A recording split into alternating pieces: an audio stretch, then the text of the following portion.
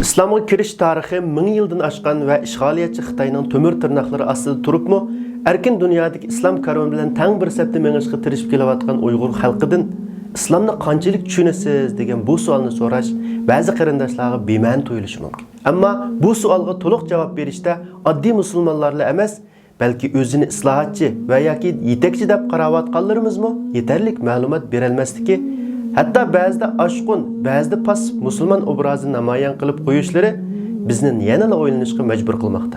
Chunki bizning kundalik ish faoliyatlarimiz, amal ibodatlarimiz, o'y fikrlarimiz, kishilik munosabatlarimiz, hatto vatan, millat uchun yuragimizning qanday so'qishidan iborat har bir harakatimiz iymon va islomni qanchalik saviyada tushunganligimizni o'lchaydigan asbob sifatida har vaqt kesilimizni oshkorlab qo'ymoqda. Bir narsani qanchalik yaxshi ko'radiganligimiz, uni qanchalik tushunganligimizga bog'liq. Shundaqla uning uchun qanchalik badal to'lay olishimiz bizning uningga bo'lgan muhabbatimizga bog'liq.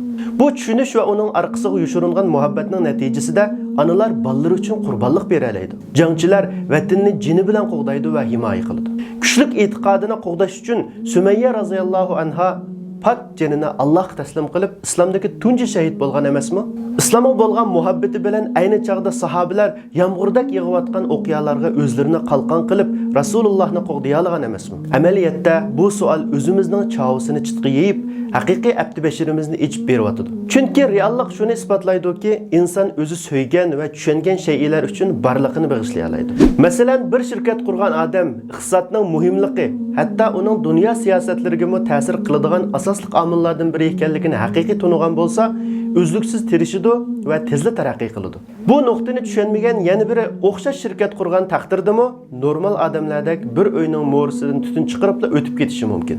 Hamda sahoba kiramlarning hayotiga qarasaqmi, ularning islomni tushunish darajasidan halqib o'tib, eng cho'nqur qatlamlargacha singib kirganligi, islomning mohiyati, maqsadi va nishonini tushunib, o'z hayotida aks ettirish orqali bizlarga jonliq ulgu bo'lganligini ko'ra olamiz. Demak, ulardagi bu tasvirligisiz jangovarlik, qiyin sharoitlardagi umid, Rasulullohni o'z jonlaridan bekroq suyishlar, o'z dini bo'lgan islomni naqadar cho'nqur tushunganligini isbotlamoqda. Siz islom dinining musulmonlar uchun oxirat hayotidagi son-sanoqsiz ne'matlardan boshqa dunyo sahifasida kishilarning dinini, jinini, iqtisodini, naslini, aqlini qo'g'dashni nishon qilgan asosda hayotning hamma sohalariga aralashadiganligini bilamsiz.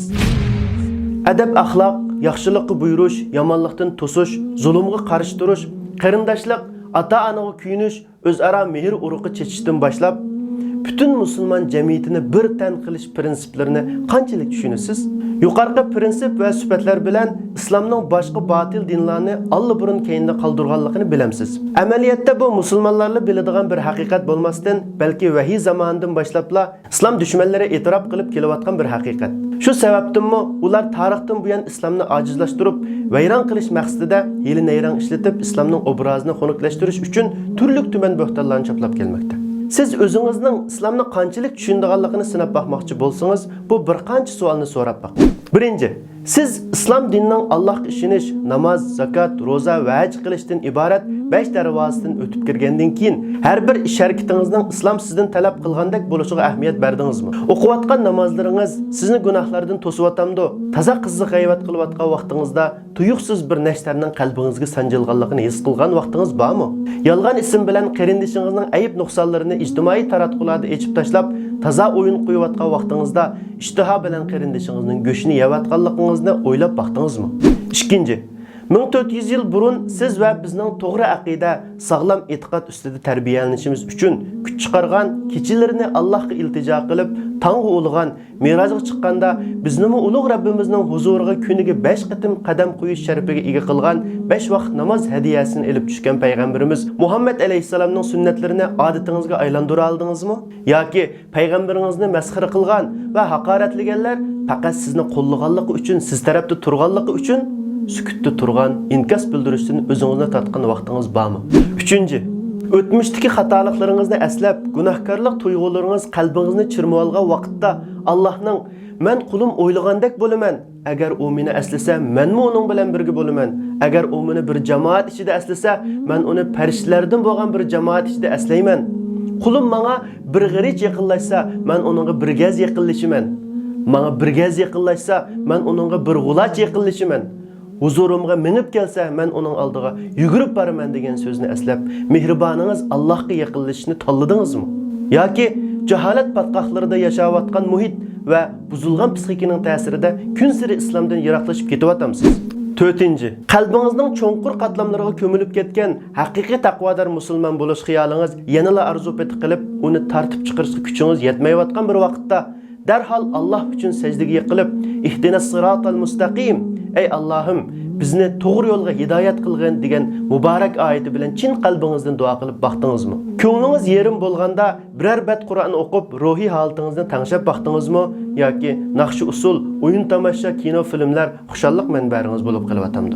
Agar yuqorqi ahvollar bizda bo'lsa, o'zimizni yana bir qitim tekshirishimiz va operatsiya qilishimizga to'g'ri keladi.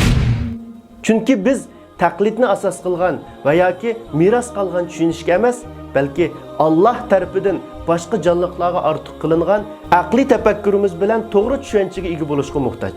Bugünkidek tafakkur vayronchiligi, fikriy davolg'ushlar hayotning hamma nuqtalaridan hayotimizga ta'sir ko'rsatayotgan kunlarda o'zimizni o'zimiz qo'g'dash va muhofazat qilishga alohida ahamiyat berishimiz kerak. Biz bir qizg'inlikning va yoki bir hayajonning hayotimizga hokim bo'lishini emas, tegi taktidan nijotlikka erishtiradigan, dunyoda va oxiratga bizga baxt saodat elib keladigan yo'lni hayotimizga mayoq qilishimiz kerak.